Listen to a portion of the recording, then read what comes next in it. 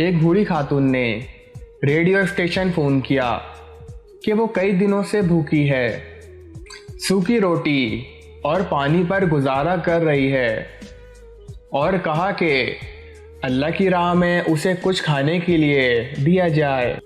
एक मुनकरी खुदा भी उसकी गुफ्तगू सुन रहा था। उसको एक मजाक की आदत सूझी। उसने खाने पीने की अशिया खरीदी और उस बूढ़ी औरत का एड्रेस मालूम करने के बाद अपने नौकर से कहा कि जाकर उस बूढ़ी औरत को दे आओ। जब वो पूछे कि किसने भेजा, तो बताना कि यह शैतान की तरफ से तोहफा है। नौकर सामान लेकर बूढ़ी औरत के घर चला गया और सारा सामान बूढ़ी औरत को दे दिया।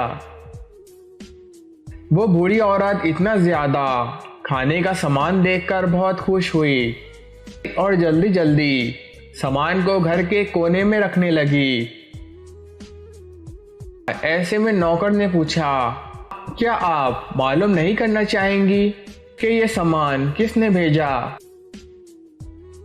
ये सुनकर बोली, मुझे इसकी परवाह नहीं कि किसने भेजा, मगर इतना मालूम है कि जब मेरे रब का हुक्म आता है तो शैतान भी हुक्म की तामील करता है।